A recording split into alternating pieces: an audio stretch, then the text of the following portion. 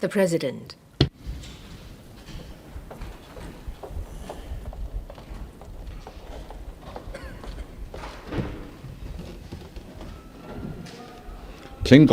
Members, please remain standing while the Chief Executive enters the chamber.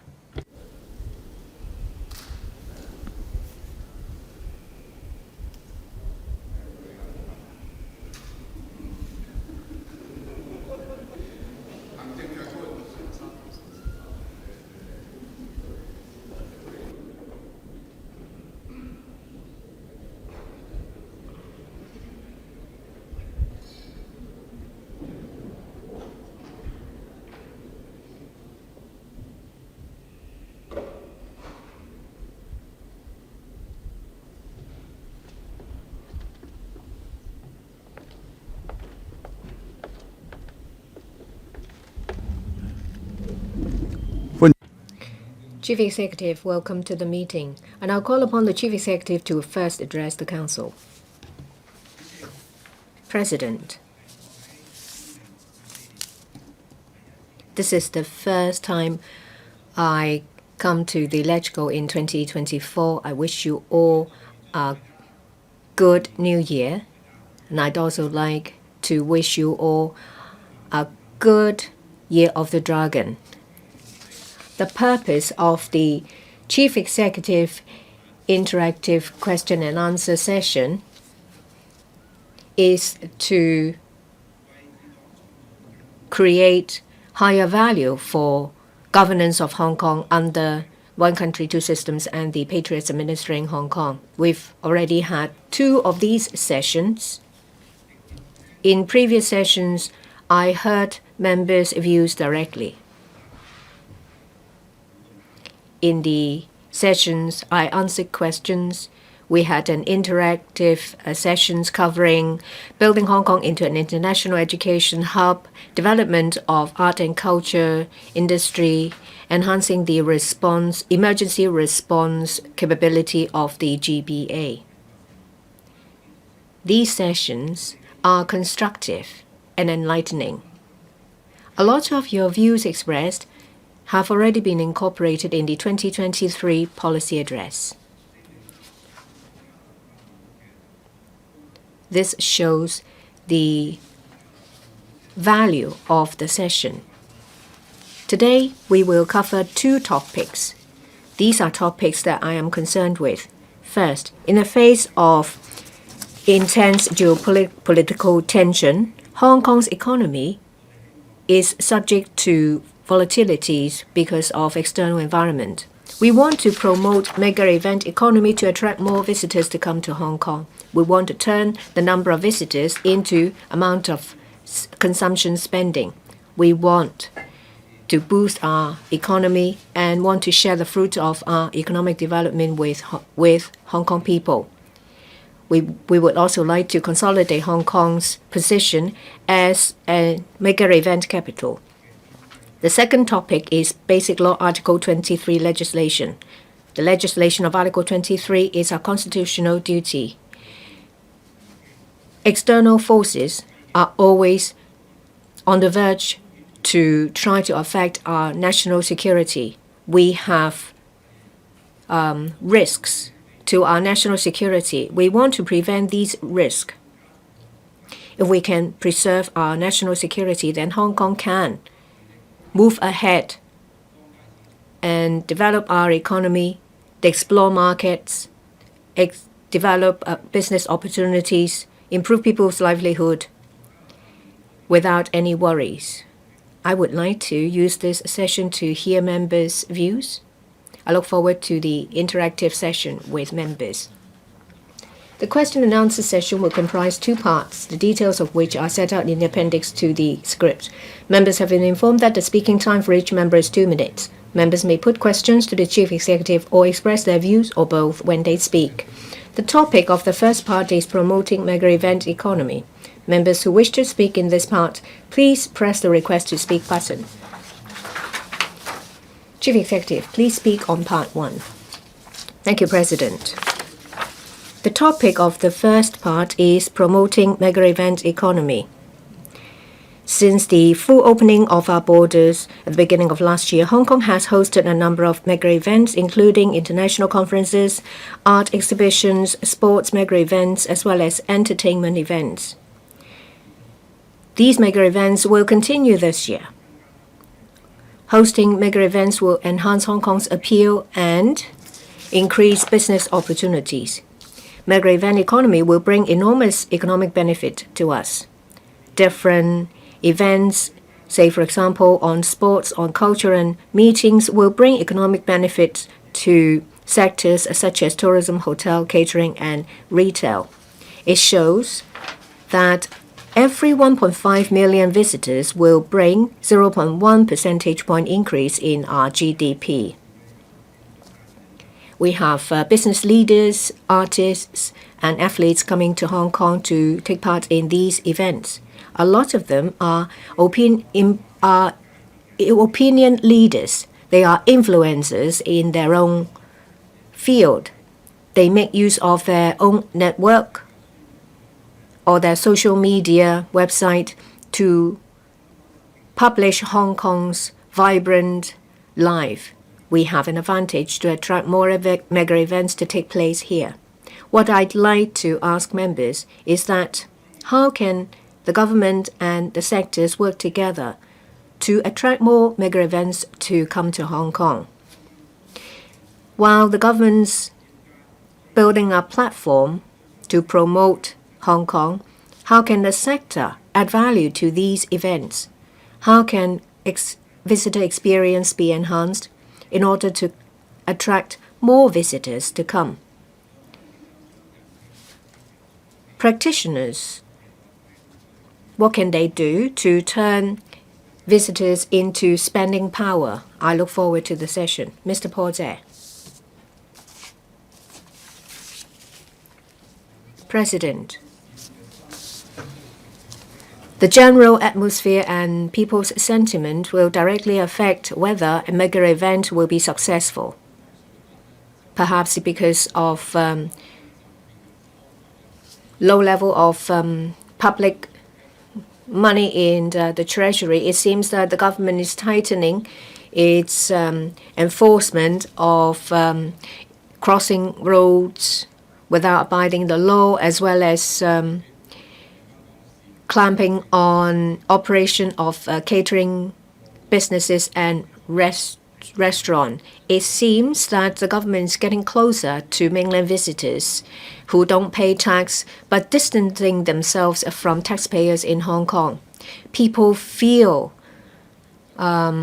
tense and alienated. They don't want to participate in these mega events. It seems that the government's focus is put in the wrong place. People suffer in many different areas. The government cannot help people, and they talk about increasing taxes. Recently, there is this waste scheme. Officials blame the general public for its further postponement. Will the government do something to show that the views of taxpayers in Hong Kong is valued? Will they relieve people's livelihood difficulties and change the draconian atmosphere in Hong Kong so that Hong Kong people will feel relaxed and enjoy these mega events so that we can all work together to boost Hong Kong's economy? Thank you. Chief Executive.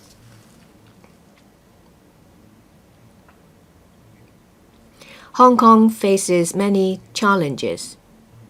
Political challenges aside, our economy is also under enormous impact.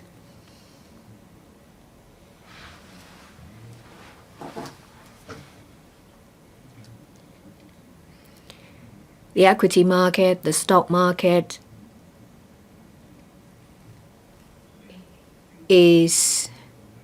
are going through a lot. People's moods have been affected.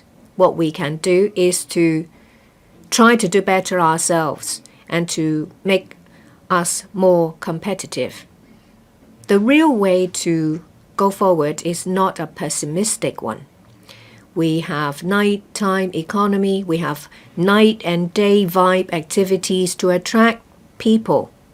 At the same time, there may be difficulties or problems such as noise and traffic congestion. We need to do it well.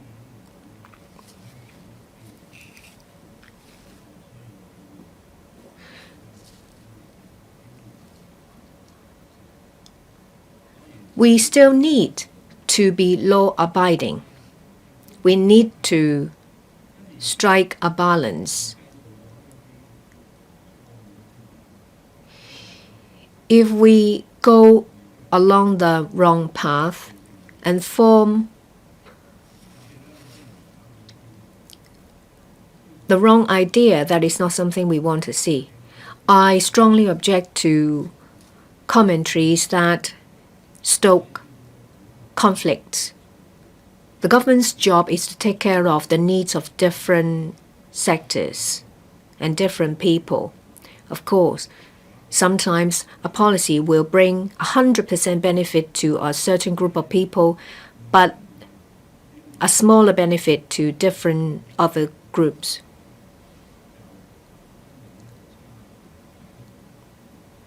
But we should not allow feelings to be stoked because of the differences. We should not stoke conflicts relating to people from different areas. We welcome visitors from different places, and we stage publicities in many different places.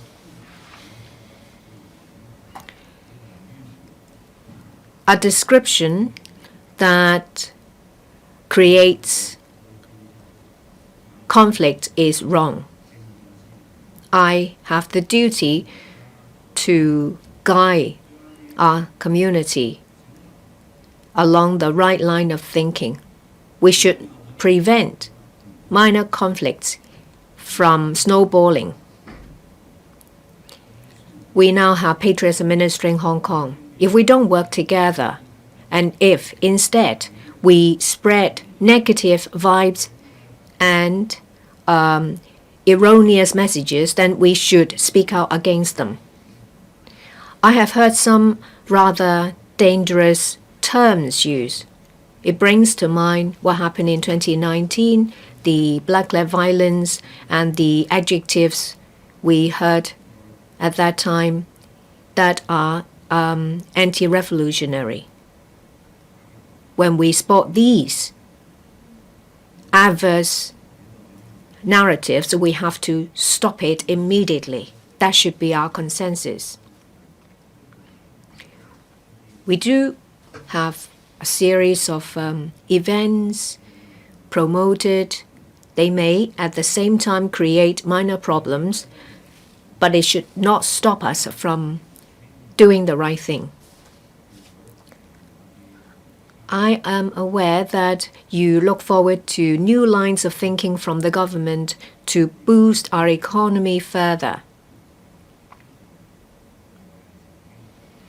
That is one of the reasons why I advocate the promotion of mega event economy. We want to make the pie bigger so that we can all share the fruit of our labor. The Financial Secretary is consulting in this area. I think in the budget delivered at the end of February, these different comments collected will be addressed. Ms. Judy Chan, the Chief Executive, talked about wave after wave of mega events in Hong Kong this year. We don't doubt about our ability to attract mega events, but there is always room for improvement. The party chairman, Mrs. Ip, said that if we could invite Taylor Swift or Beyoncé to come to Hong Kong to have a concert, that would be even better. I think the government should do better to support the business sector. We have a large number of mega events. They are of good quality, but I think we can still do more on publicity. The chief executive talked about influencers. They do have great influence. A post in Twitter or Instagram will attract thousands of or tens of thousands of followers. And these followers identify themselves with the views of these influencers. I think their posts are more effective than our conventional publicity means. I know that the tourism board is doing something similar. They have asked influencers to come to Hong Kong to make clips. However, the board only invited influencers to come to our tourist spots instead of asking them to participate in mega events. And these influencers are mostly from the mainland or from Southeast Asia. Hong Kong is still attractive to visitors from the West. However, some Western medias often smear Hong Kong with negative publicity. I asked the chief executive to look into asking influencers from the US and Europe to take part in our mega events to tell good stories of Hong Kong. Mr. Vincent Chang, thank you. I thank the Chief Executive and the Culture, Sport and Tourism Bureau for funding many sports and cultural events. I follow closely the landmark events. Last year, there were 16 events. They exceeded expectations. There were new attempts. There is a show match involving Lionel Messi. There is a triathlon coming up. Soon, there will be the Rugby Sevens to be held in April. Before COVID, this event drew 20,000 visitors each year, daily spending at 13,000 Hong Kong dollars. So major sports events plus tourism is viable. Here are some ideas I have. First, publicity. Let's better integrate mega events and tourism. We are falling short on promotion. Locals and tourists have told us the government is sponsoring so many such events. So let's work through the Tourism Board, Tourism Commission, and the ETOs, Economic Trade Officers, work harder on promotion, let the world know. Let's set up key performance indicators. Say for each match, we need to attract at least visitors making up half of the attendees. Now, for the major event economy, this will take more than the CSTB. We need other policy bureaus to be proactive in helping out. Education Bureau, Health Bureau, Transport and Logistics Bureau. They can have 1 or 2 summits or forums each year, and then we integrate that with the sports culture event so that visitors come here not just for conferences, they can also take part in sports events, culture events. Thank you, Chief Executive. I want to respond to the points raised by the member.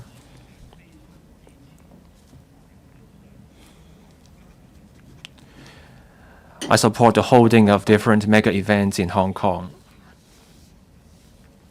such as having pop stars holding concerts here. We will work towards those goals. But it's just like asking someone out. You can call the person. We talk. But that person has to be available. And a trip to Hong Kong needs to work for that person's schedule. We will keep working on this. We work through agencies sometimes. We need someone to go between. So the government can play a role in helping make things happen.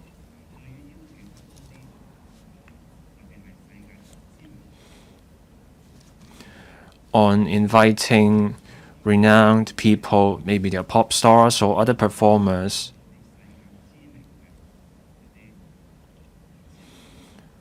or renowned speakers for conferences, winners of the Nobel Prize. Getting these people to come here can create a magnet effect. We will work on that, but we need all factors to come together to make things work out. Promoting mega events in Hong Kong is something where different policy bureaus can play their respective roles. The CSTB takes the lead. The Tourism Board, the Tourism Commission also have key roles to play.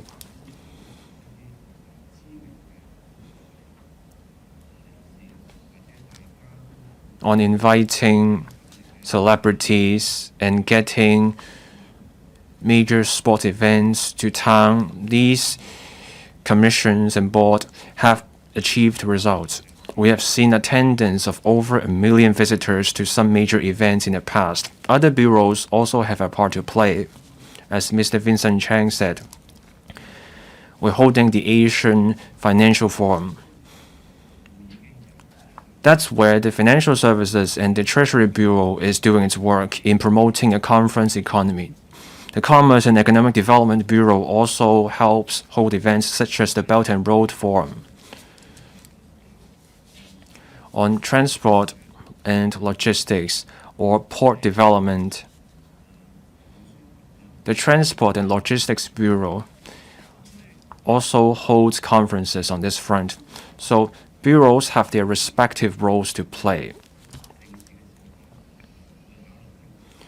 I also ask these bureaus to consider creating more value in holding these events by fusing more elements into it: tourism, retail, etc. Hong Kong is a food paradise. We have many Michelin-starred restaurants after all. These extra activities can give inbound visitors an experience of the many options Hong Kong has to offer, and then these visitors can spread the word after they return to their home countries. Another point raised by Mr. Vincent Chang is that it's more than about money. We need to offer ease for organizers to make events happen. The CSTB has played a role. But to achieve even greater success, we will need a system to coordinate the work. Within the government, I'm thinking about some arrangements. The Deputy Financial Secretary has experience in coordinating work on the economy. So how do we have a kind of institutional arrangement to offer one-stop service? So we need to start somewhere. We need to establish the contact points for an organizer of events. So the Hong Kong Tourism Board can be a contact point, but this will require further discussion. We need coordination. It will involve license applications and crowd management. If we can cover that, then potential event organizers will be more confident and they will see the enthusiasm on the part of the government. That will help any potential discussion about holding events here. I want to stress that apart from the government, community input also matters. Say you have a match or a concert or any other event. Events become a success because networks play a role. So we need people-to-people ties. So we need people to work together. People and their networks work like a lubricant in the process. So we will keep working on this. Ms. Chen Yutming. Thank you. Good morning, Chief Executive. I support the government's effort to promote a mega event economy. Now we can have more mega events. This will become IPs for Hong Kong and they can help the economy. Most mega events are just in the harbor metropolis. Those places are easily accessible. People can enjoy the sea view. Yesterday, some LegCo members proposed holding concerts. In the new territories, we have the space, a spacious site for events. People can come to Hong Kong through the land-based boundary control points. They have to go past the new territories. So the new territories has what it takes to hold mega events, including mega concerts. In the past, the new territories held different cultural events, the Jiao Festival, the birth of the temple goddess, etc. So my question for the chief executive is, has the government given thought to holding mega events in the new territories? Say we find a few sites so that event organizers get more options in venues. Mr. Sunny Tan.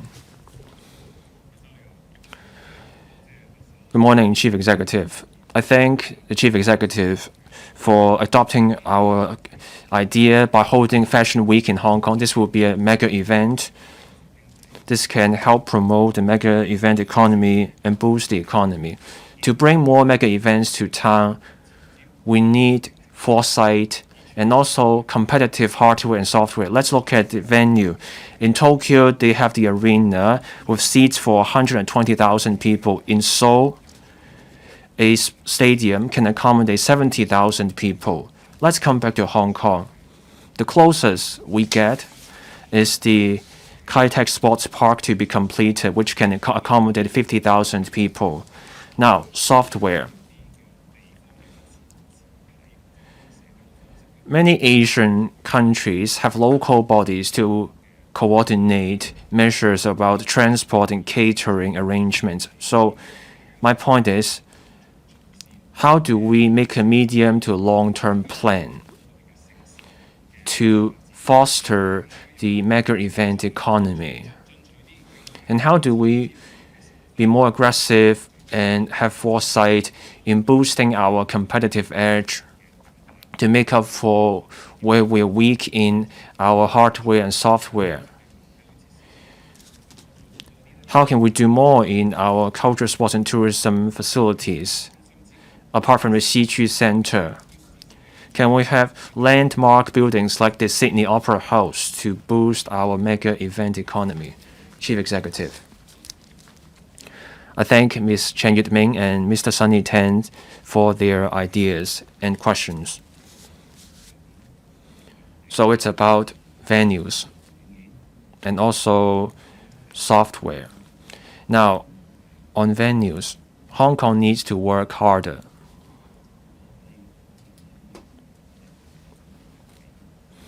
The Kai-Tak Sports Park will be completed either by the end of this year, maybe the fourth quarter this year at the soonest. After doing some tests, the site will be open for use. This will be our largest venue with capacity for 50,000 people. Apart from that, the main stadium, we also have an indoor stadium offering 10,000 seats. Altogether, we will have capacity for 60,000 people for both open-air events and also indoor events. Now, there's also another composite stadium for 5,000 people. We need to work harder on venues. For conferences, we hold them in Wan Chai and also the Asia World Expo. Now we have made full use of those two places.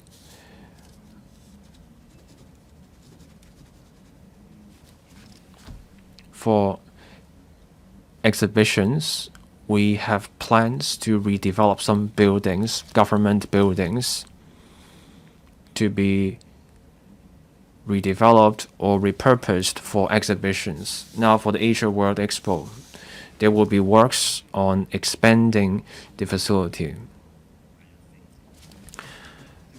So we can potentially boost the capacity by up to 40%. But for that to happen, it would take time. It would take time for the works to complete. So we have to catch up to achieve results. Now, Another point is about the location. Ms. Chen Yitming brought up using the new territories, holding mega events in the northern metropolis in the new territories. That's our direction. The northern metropolis offers space and opportunities. We can have a large-scale thematic venue. We can have performance venues with more seating capacity. We can consider that.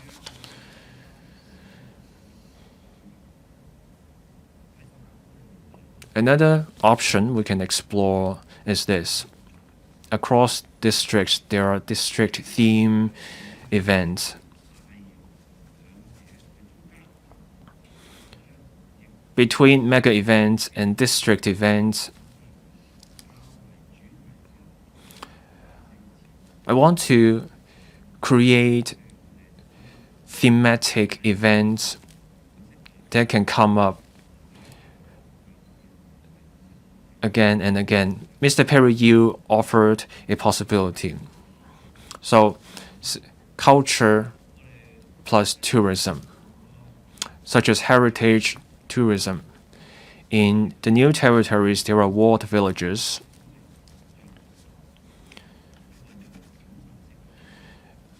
Visitors look for experience. They want an in-depth experience of the culture and life of the destination.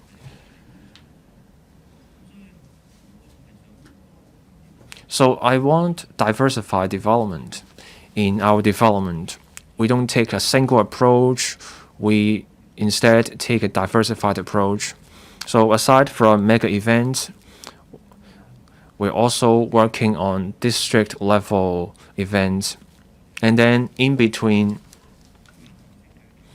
we can have peer-based projects such as Fishermen's Wharves, which you see overseas. And then in the new territories, there are villages. We need to look for ways to make that kind of tourism attractive too. This would take creativity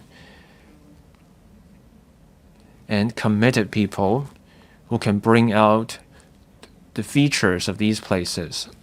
So the government needs to work together with the community. We will promote the work and facilitate the process. We also need people to come up with ideas and tell us their ideas. We need to hear from different people.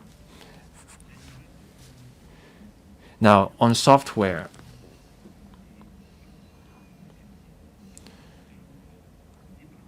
we need to make mega events a success. We also need to create greater value in March. And even in January, there are many mega events. Because of the weather or other reasons, and this has to do with scheduling, there are many slots in the first quarter of the year. So mega events tend to cluster in a certain quarter or two. The upside is that we can have a magnet effect, but that will also mean competing priorities or resources. We cannot spread out the mega events throughout the year. So what happens to the remaining months when you see few mega events? That's something to think about. So on the point about software brought up by Mr. Sunny Tan,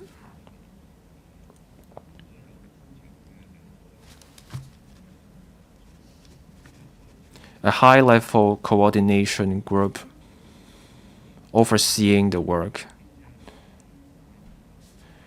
and also spreading out the events throughout the year will mean we don't have to worry about clashes in demand for resources, and then we can also draw visitors to town throughout the year.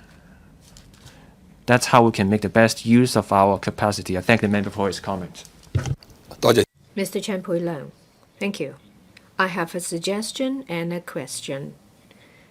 The suggestion is that, well, we have a large number of mega events in Hong Kong with different topics and different audience, but these are rather fragmented. Some mega events might have taken place in Hong Kong, but you don't know when they will come again. I think we should make use of mega events with a branding effect. For successful ones, say Rugby Sevens, Standard Chartered, Marathon, and international financial conferences, we can do more work on successful events to enhance Hong Kong's publicity and image so that they can keep coming. My question is, to attract mega events, successful people to come to Hong Kong, we need to provide facilitating measures. On the 1st of June 2022, the government rolled out entry facilitation scheme covering 12 sectors, but there is a premise. The events or personnel will have to be first approved by relevant authorities before invitations can be sent.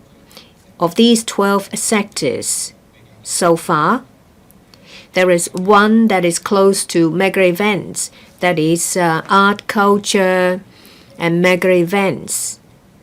Can you tell us how successful the scheme is? Can the scheme help with the hosting of mega events? If it is successful, will you extend the period of the scheme or make it a standing one? Ms. Doreen Kong, I've just read a book published in 2017, Maximizing the Benefits of Mega Events for Tourism. It's World Tourism Organization that wrote it. In the book, there has been analysis on different mega events. In the conclusion, the author talked about this. Mega events is not the ultimate goal. It's only a tool to develop tourism. If we are to attract visitors to these mega events, there should be meticulous planning and facilities in place. Otherwise, nothing will happen when the event goes. I'd like to ask, in terms of tourism development, what is the goal of organizing these mega events? Do we have meticulous plans in place? Chief Executive, I thank Mr. Chan and Ms. Kong for their views and their questions. First, the brand effect. I do agree with that because it will make the event more well known. The brand publicizes itself anyway, so the events they host will be better known. In the past, we've had a French brand hosting a mega event in Hong Kong. It's very attractive because the brand itself is well loved. What I learned from this event is that it has done a lot to promote Hong Kong to the rest of the world. It reaches out to hundreds of thousands of people all over the world. People who come to the event also publicize Hong Kong through their own social media and network. Facilitating measures have been mentioned. If I understand the members correctly, it's about inviting people and events that come to Hong Kong. Approvals will have to be given, say for example, by granting work permits. we have already relaxed the procedure. We have not encountered any problems since the relaxation. So it's not something of concern when we host mega event.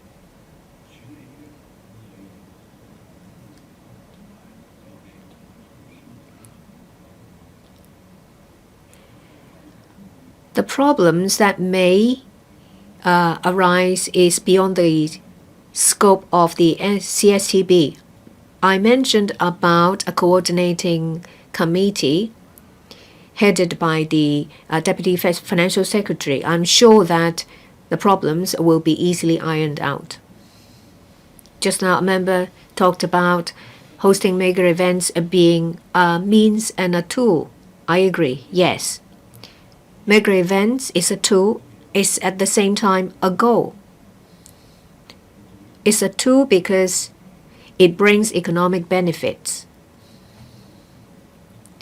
It also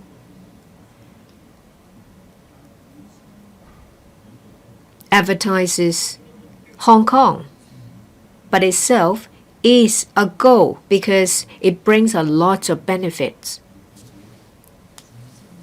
The events will accomplish a lot of things that we can't do. Say, for example, enhancing visitors' experience, dispelling misinformation and negative publicity of Hong Kong, because when visitors come, they see for themselves that Hong Kong is energetic and Hong Kong continues to shine. So the events themselves are a tool and a goal. We need a correct understanding. We want the general public to have a correct understanding. Mega events is not about the organizer or participants. It's about everyone because it brings economic benefit. It advertises Hong Kong. It enhances Hong Kong's competitiveness and elevates Hong Kong's image. Everyone will benefit. Our economy will develop. Business opportunities will increase. In the end, everyone will enjoy the fruit. Regarding our plans, we've been doing publicity work for a very long time. The Tourism Board and the Tourism Commission, as well as the CSTB, have vast experience. We have an increasing number of visitors after resumption of normalcy. But we need to boost our capacity. We have to enhance our capacity in all areas. Manpower is another hurdle. That's why we need importation of labor to help boost our capacity. On the macro level, we need to put in place measures to maximize the benefit. We want everyone to enjoy the benefit of economic development. There can always be new ideas to boost our competitiveness. That's why we have a coordinating working group to assist. There will be an upcoming Tourism Development Blueprint 2.0. We will do better. This is the end of part 1. The topic of part 2 is Basic Law Article 23 legislation. Members who wish to speak in this part, please press the Request to Speak button. Chief Executive, please speak on part 2. President, the topic of the second part is Basic Law Article 23 legislation. Basic Law Article 23 legislation is the constitutional duty of Hong Kong. This duty has been outstanding for 26 years since the reunification. In the 2023 policy address, I made clear that within this year, 2024, the legislation will complete so that we can fulfill our constitutional duty. We can't forget what happened in 2019 when we had black-led violence and Hong Kong version of colored revolution. Harm has been caused to Hong Kong. So we have real risk of national security, and the risks are here every day. Hostile forces are always waiting for a chance to pounce. So we need to make good use of time to legislate, to respond to emerging national security risks and threats. National security is the best safeguard for the well-being of people and economic development.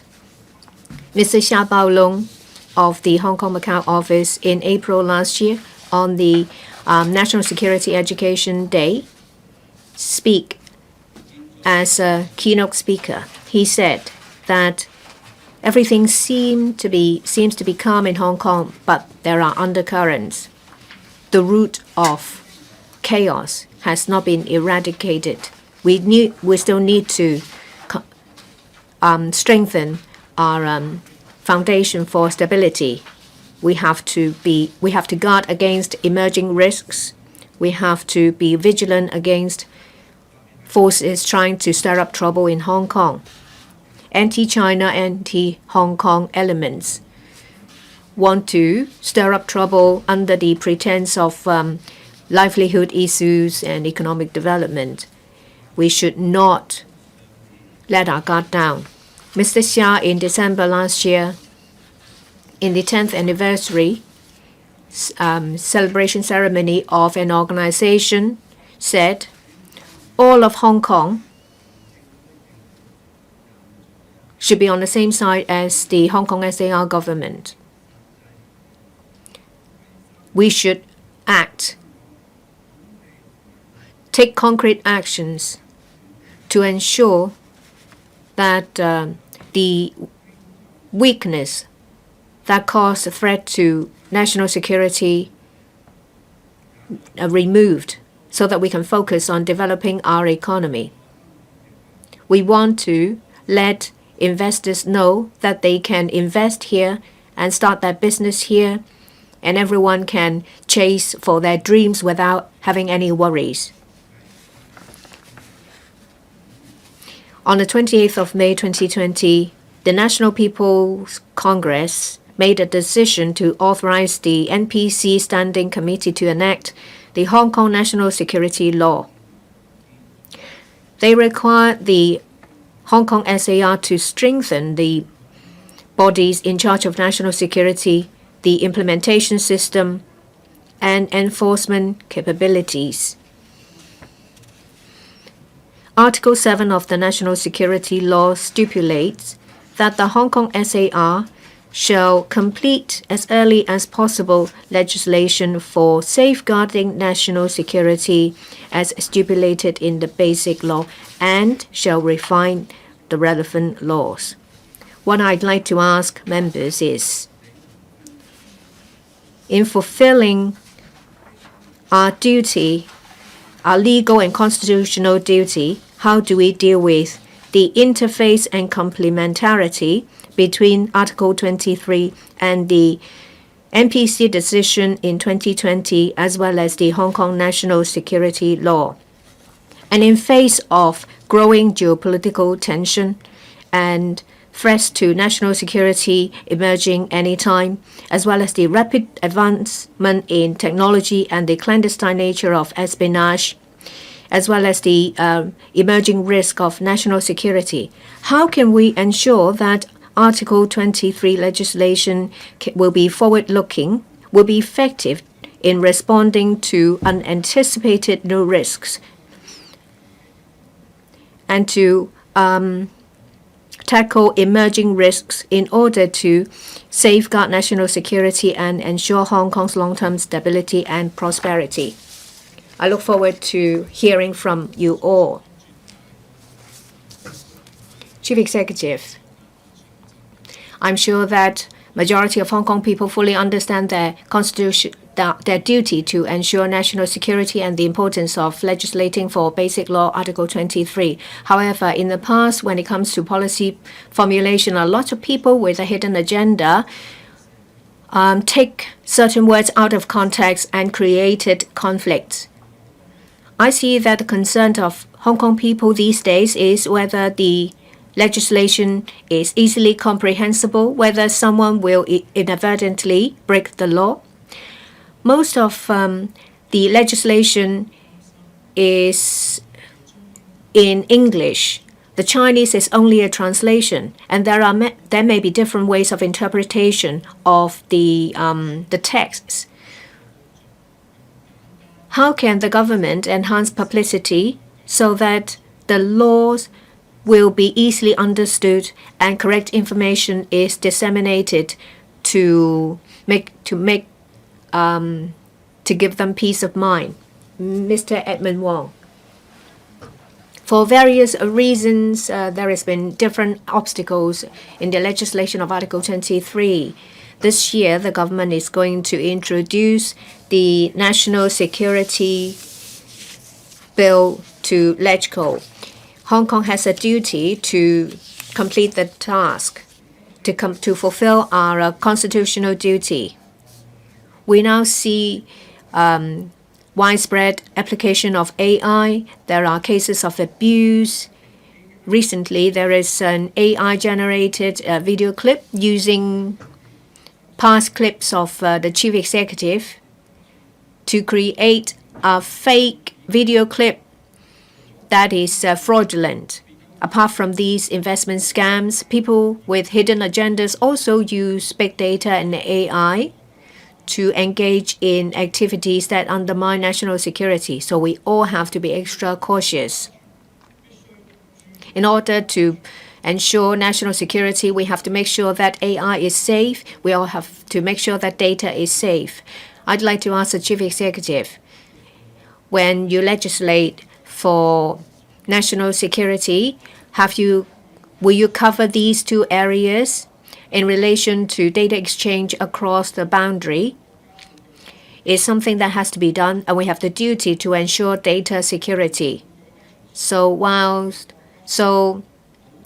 the government will have to closely liaise with the National Data Department to protect data so that foreign forces will not have a chance to do anything bad to us. Mr. Edmund Wong, Chief Executive, on May 28, 2020, the NPC authorized the NPCSC to enact a national security law and require the Hong Kong SAR government to establish and improve legal system and enforcement mechanisms for the Hong Kong Special Administrative Region to safeguard national security.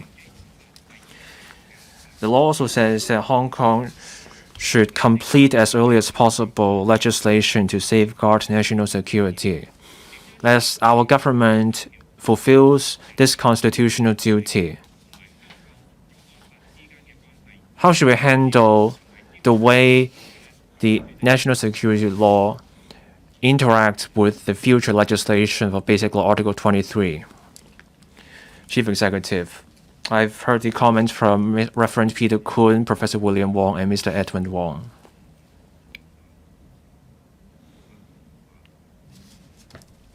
On Basic Law Article 23 legislation, we have a goal on several fronts. First, we need foresight in the future legislation. Technology presents new challenges. This is where I want to consult members on. Data security matters. Data are more than an asset. In national security, and also in the context of this tug of war between major powers, data can be a weapon, an instrument. So data security matters. Technology changes rapidly. Technology may move faster than we think. So our legislation needs to allow for technological changes. But we should also beware that Our law should not be dictated by where technology is going. We need to take an approach where we can cope with technological changes.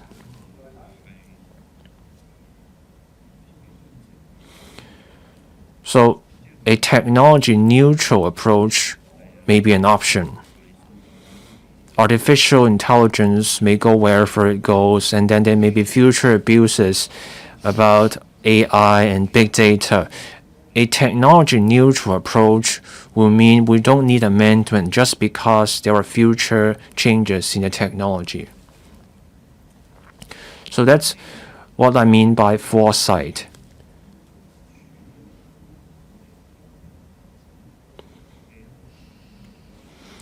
So a technology-neutral approach is the preferred way to go. But how do we get there? That's the challenge. The Security Bureau and the Department of Justice are working on this point. We should also learn from overseas experience. The thinking behind overseas legislation is also often technology-neutral. So data security is something we need to address. We also need to work on cyber security. So we need the security of cyber infrastructure to guard against hackers. We need data security. So do we need dedicated legislation for that, or should we put that as part of national security? We need to think about that. But members and I agree that these matters are important. I thank Reverend Peter Kuhn and Mr. Edmund Wong for stating that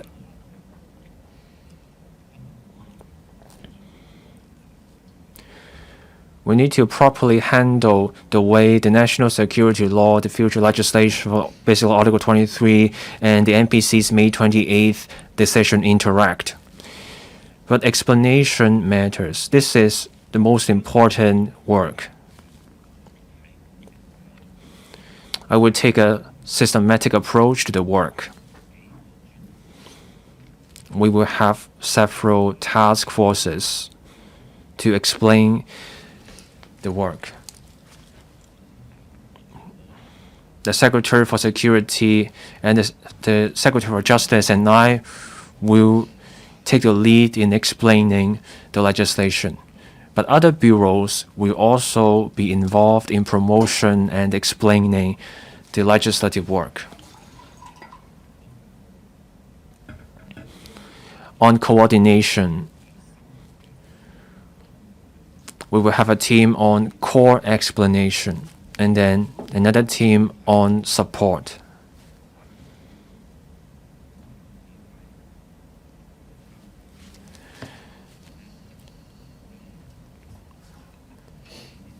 Then I will coordinate the work.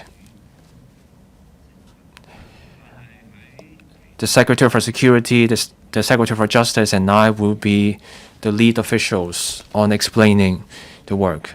But other officials, such as the Financial Secretary, will also help coordinate the work.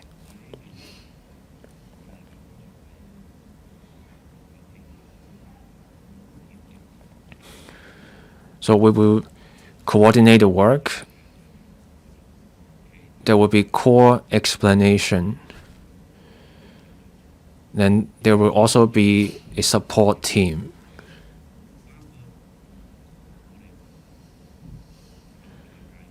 We need to talk to different sectors. This includes businesses, the media, consuls general, and also foreign business chambers. The work at the district level also matters. We now have the new district councils. We also have care teams. At the district level, there will be a drive to explain the work. There are patriotic groups in Hong Kong, NPC delegates, and members of the National Committee of the CPPCC. They will also help with the education and explanation efforts.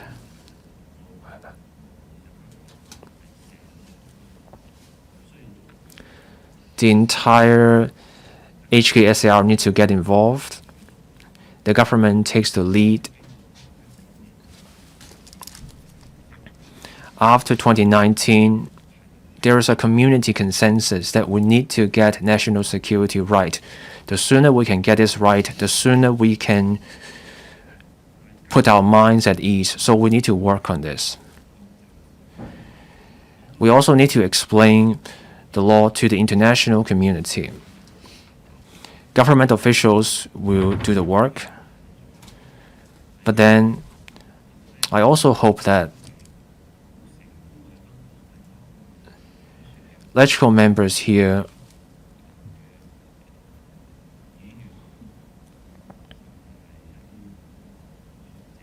and also scholars, different specialists can also play their respective roles. Mrs. Regina Ip, for example, is very good at talking to foreign media. She presents her arguments well. Mr. Lai Tong Kwok, the former Secretary for Security, is also very good at explaining. Ms. Starry Lee, a member of the MPCSC, can also help. There are different scholars, experts in the community.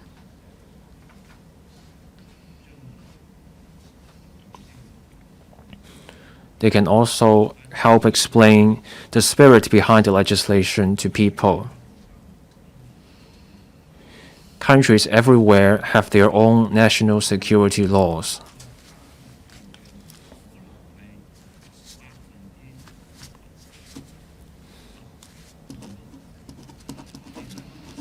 We have maybe 12% of what other countries have in their national security laws. We have just the national security law now. Other countries may have more than 20 laws on their own national security. I mentioned 12% in particular because we have incomplete laws. We have treason as an offense. And then on the ties between political bodies in Hong Kong and foreign political bodies, we don't have well-established laws on those two. The national security law helps address the problems that surfaced in 2019, but there are more problems that need to be addressed.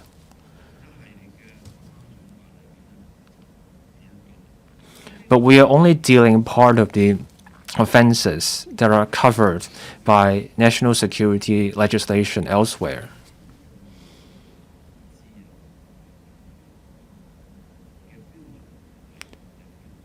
We also adhere to international standards when it comes to safeguarding rights and human rights. There is the basic law protecting human rights. Both the basic law and the NSL state clearly.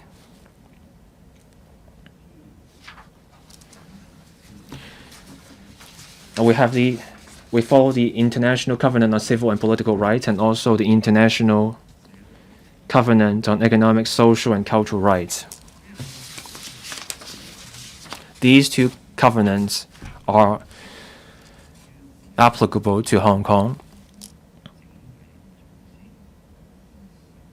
They will also apply to our national security legislation. We will also mention that in our explanation. I hope people can get involved as well. Mr. Dennis Leung. Thank you. I myself and the FTU strongly support the government's effort to legislate for Article 23. The current situation is that a vehicle is stuck on the side of the road without a wheel. I think the wheel will have to be installed as soon as possible. The vehicle equipment will have to be enhanced to protect us. We now face daily risks. We have external forces creating misinformation online, and there is also soft resistance. It shows that Hong Kong is still in a precarious situation. People keep testing this red line. The government should step up its effort and expedite its effort to introduce the bill to let go. We should not allow anti-China and anti-Hong Kong elements to stay here. We should not allow them any opportunity to damage the recognition of one country, two systems in the international community. I have a question. Legislating to protect national security is an international approach. According to legal experts, the Article 23 legislation being drafted compared to overseas jurisdictions, does it have a sufficient coverage? Is there sufficient deterrent effect in the penalties? Mr. Tony Zhe.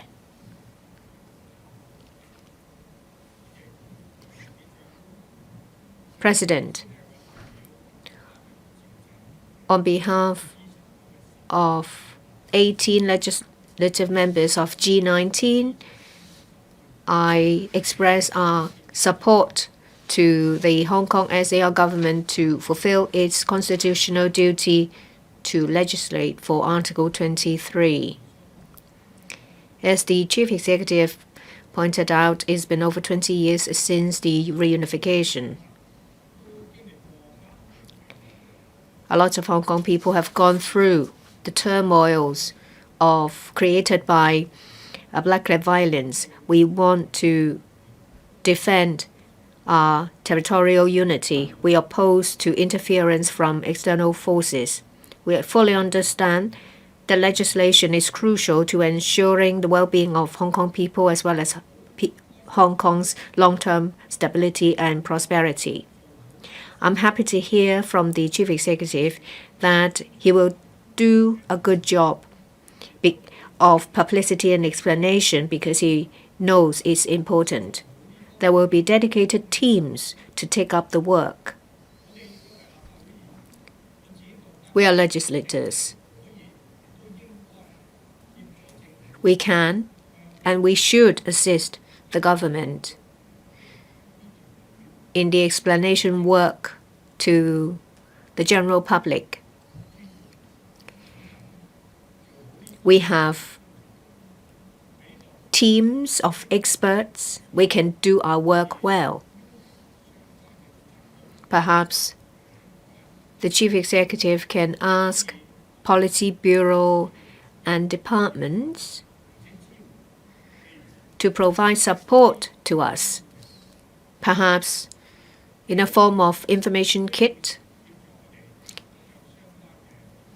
The assistants can help us in carrying out our work to explain the explanation. The DAB supports the legislation of Article 23. This will address the shortcoming of our system so that we can focus on developing our economy. This is not just a duty from the central authorities. This is also consensus in the community. We need the legislation to truly protect rights and freedom of Hong Kong people so that our society can be a safe and stable business environment.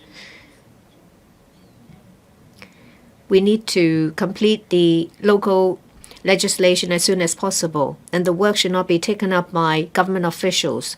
Legislators and patriotic groups should all work together to support the work of the legislation. Can the Chief Executive tell us how he mobilizes the entire society to help with the legislation work? I have heard from a number of members, Mr. Leung, Mr. Zhe, and Mr. Lee.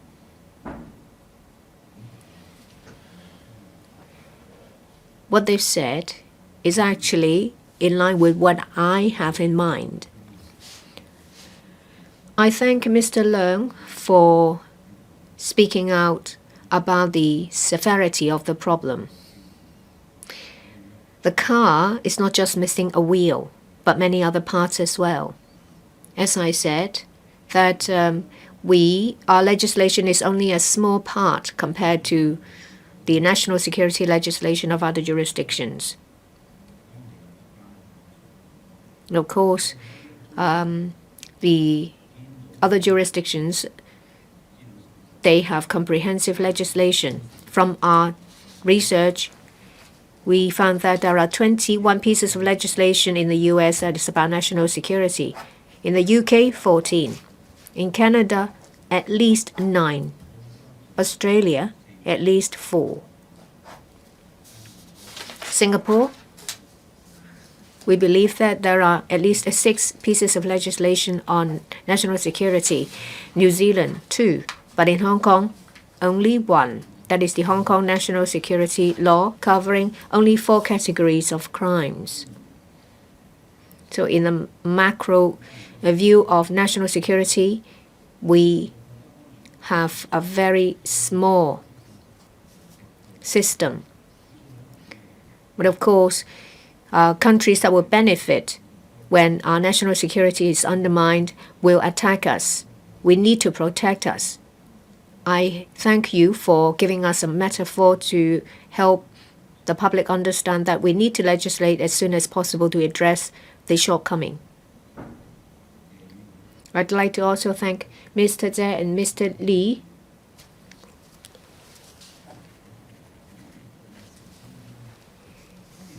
How can we do better in our explanation work? Of course, there is always room for improvement. We will keep doing it, and doing it at a more extensive level. I thank everyone who participate, including members here and patriotic groups.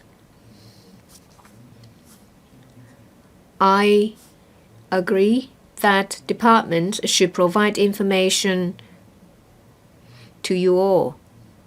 There should also be a contact point so that we can provide you with information that helps you explain the legislative exercise. We have these in place.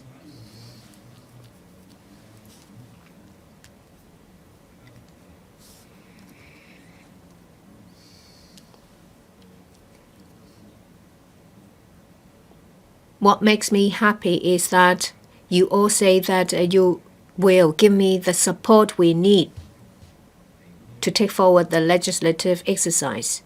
You will mobilize different district groups, people who love Hong Kong, to pitch in.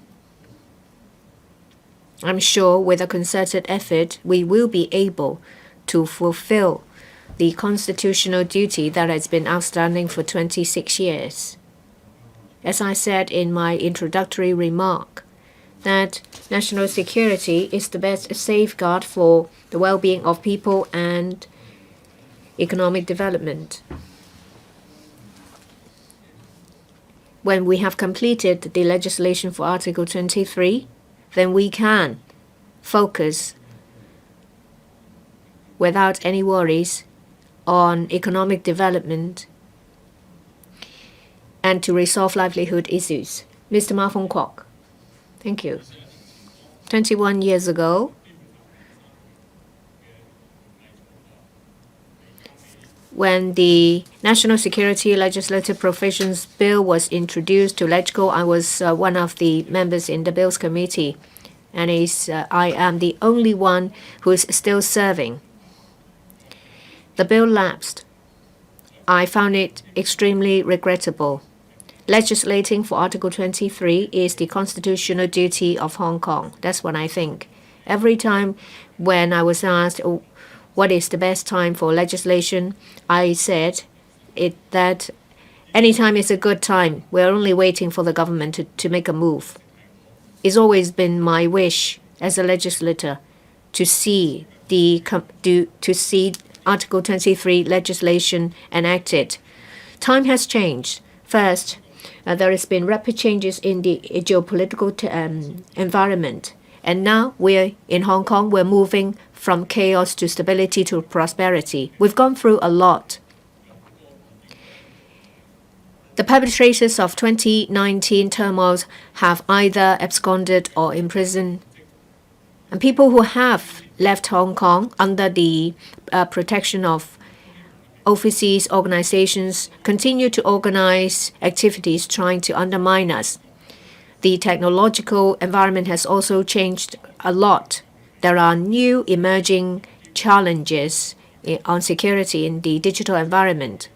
When you legislate for Article 23, will you take into account the emerging risks because of these changes? Will you roll out new measures and incorporate them into the legislative exercise?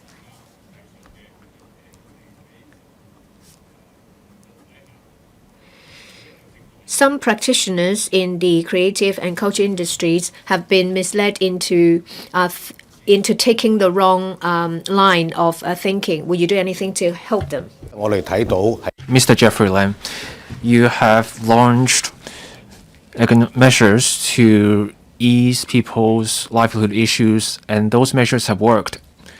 Now, at this point, you're proposing legislation for Basic Law Article 23. You're in a solid position. The BPA and the business community support the early legislation for Basic Law Article 23. After all, this is the constitutional duty of Hong Kong. This legislation can bring stability to Hong Kong's political scene. This can also minimize business risks. The law will help foster efforts to attract investment and firms. Now is a good time. We support the early legislation of Article 23. Chief Executive, when we bring up this legislation, some people will take this chance to badmouth Hong Kong. Given the smearing attempts that will happen, what will we do? For attempts and remarks to smear Hong Kong, how can we counter those to reassure the public and investors? Chief Executive, let two more members ask questions before you give a response. Mr. Tommy Cheung. Thank you. I agree with what you say in the opening remarks.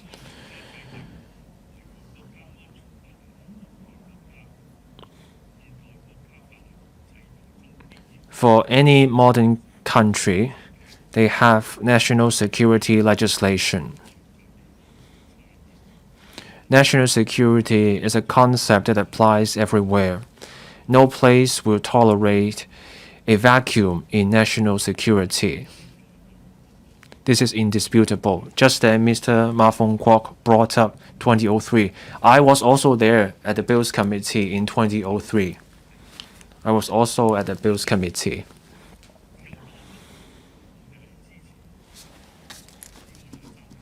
The Liberal Party supports legislation for Basic Law Article 23. We see a pressing need for this law.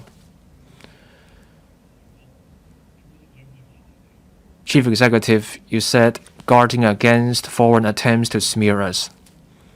I've looked at the UK's National Security Act. I will also look at the US and Australia. After our bill is passed, we can then compare and contrast. We can then look at the national security legislation elsewhere.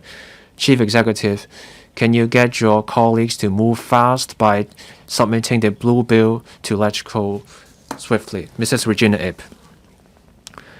Thank you, President. The New People's Party is pleased to hear that the Chief Executive would like to fulfill our constitutional duty as quickly as possible. Our entire party supports this legislation. More than 20 years ago, I was among the officials. I would very much like to see that we finish this job. As the Chief Executive said, Other countries have harsher national security laws. They have more statutes. In the UK, in last July, they passed their National Security Act. It's more than 200 pages long. They introduced new offenses. One thing we should look at is that circumstances change. Criminals use technology to commit crimes. How can our laws keep up? Let's look at what the UK has done. The UK reviews their codes of practice after the act was passed. The code is under a schedule to a law. It takes just 6 weeks to complete the consultation, and then their law enforcement got new powers. Can we have this fast-track approach? Can we update our code of practice for our law enforcement? Chief Executive. I thank the 4 members who spoke. Mr. Ma Fong Kwok, Mr. Tommy Chung, Mrs. Regina Ip. In fact, 3 members who spoke.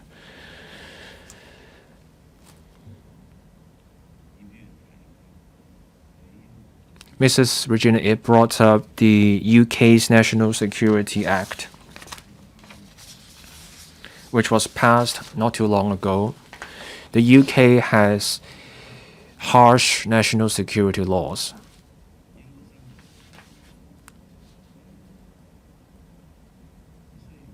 In the UK, it takes just a Secretary of State under the new laws to prevent someone from holding a bank account on national security grounds. In the UK, they can make someone go through a polygraph test. In another country, the national security legislation there says the president of that country can detain someone for up to 2 years, and this is extendable on national security grounds. We have looked at national security laws in different countries. Each country enacts its own national security laws within its own context. We looked at the laws elsewhere, but we will also think about which laws, which provisions apply to Hong Kong's conditions. Just then, a member brought up the ever-changing technology. Mrs. Ip brought up the use of code of practice within the schedule of an ordinance, so that we don't have to go through the amendment of main legislation. I thank Mrs. Ip for that idea.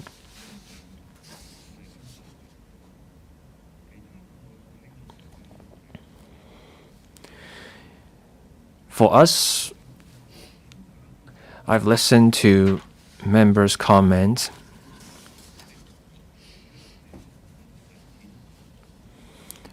We have a consensus that we have to fulfill this constitutional duty that is overdue for more than 20 years.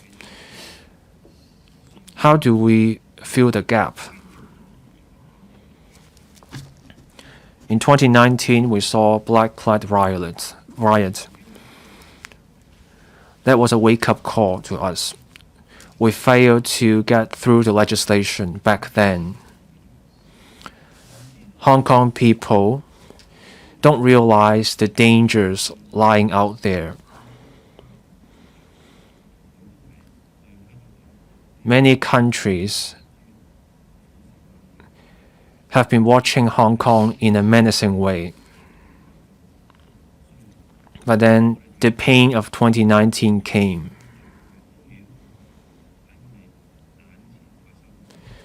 National security risks were right before us. We went through those hard times. We went through the pain. That was a wake-up call. We have to be on our guard against hostile forces. We need to guard against espionage. We try to be a gentleman, but we have to be on our guard. We assume espionage will not happen in Hong Kong. At a gallery displaying information about terrorism, there was this case: a spy went to a country, got married, had a child. When this spy left, the plane was bombed. No one realized this was a spy. We would think this would happen only in a film. But at that museum, I saw this case. So we have waken up to this reality. We still try to be a gentleman, but we need to be on our guard against hostile forces. Hostile forces want to get the most they can out of Hong Kong. And that's against our interest. We need to protect ourselves. We need to protect our people's well-being. We need to protect our economy. So we will work on this.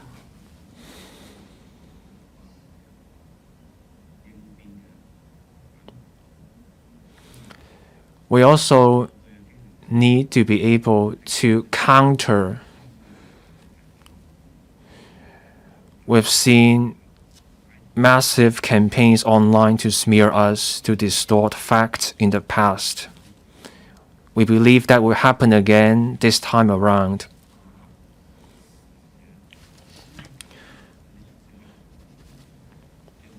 So if you see smearing campaigns online, let us know. We will set up a team to counter this kind of smearing campaign, targeting social media sites in particular, so that we tell the fact. With this consensus, we will complete the legislation for Basic Law Article 23 as soon as possible.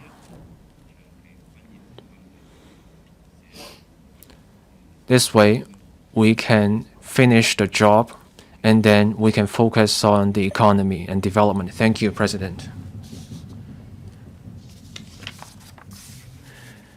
Chief Executive, please deliver your concluding speech. President, I thank the members who have spoken and raising questions. We had a constructive exchange. The first topic today was about promoting mega-event economy. That is about leveraging Hong Kong's status as an international city. Doing that can help boost the economy, promote business opportunities. That's a key direction we pursue in pursuing high-quality development. Members support promoting a mega-event economy. This can help boost our economy, generate income for locals. We need attractive programs. We also need to create greater value. This means adding features of local characteristics, arts, culture, dining, shopping, thematic tourism. We need a mega-event economy, and this is where the government offers support. But to make the mega-event economy a success, the organizers and the industries play a key role. This means the hotels, retailing, and catering sectors, and the workers in those industries. We need to translate footfall into spending. We need people to spend money and get return customers. We need to make return customers out of inbound visitors. And we need to get people to spend at night. This is where we need sectors and industries to come up with ideas. They need to deliver what customers want. Hong Kong's business operators and workers are good at what they do.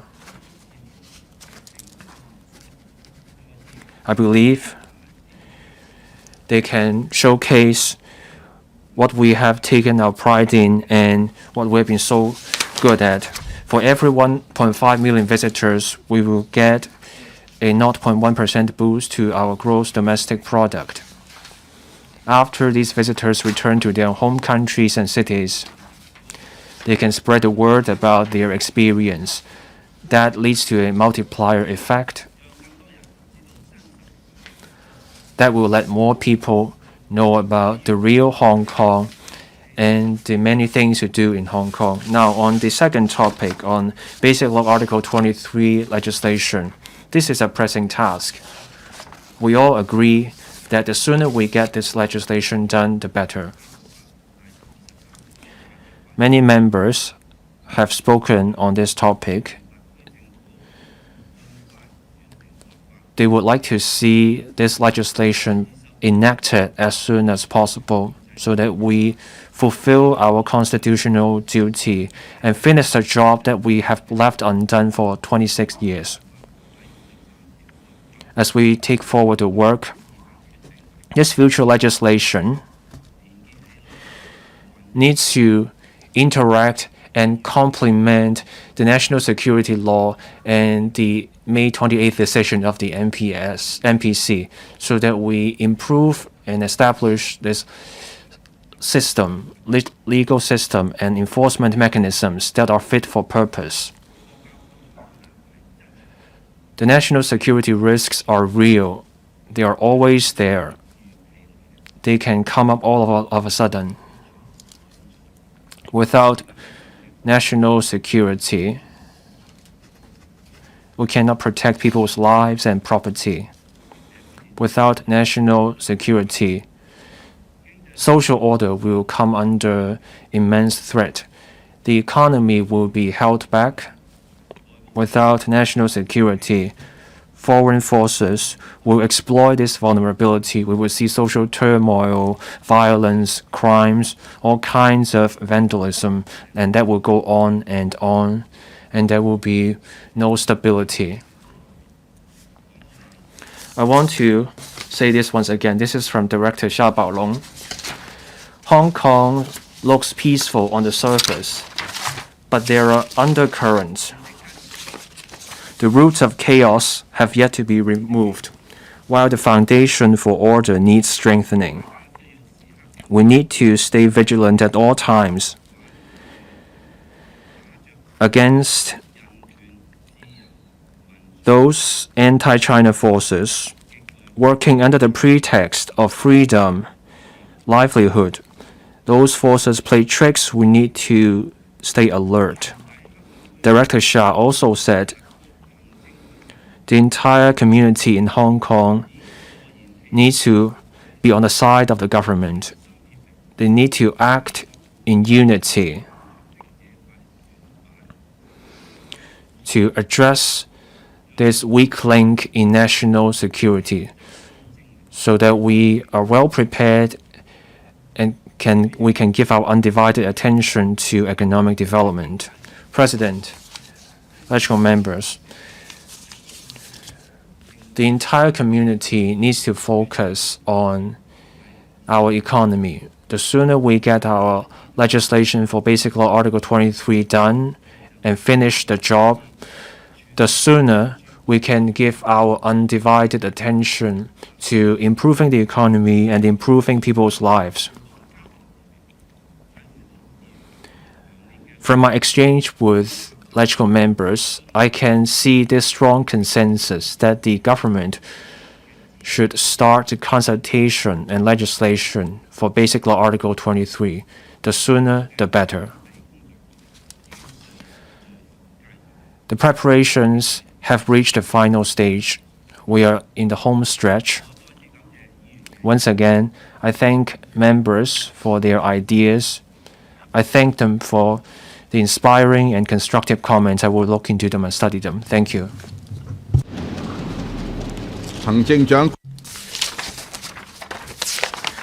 The Chief Executive's interactive exchange question and answer session ends. The Chief Executive will leave the chamber. Will members please stand up?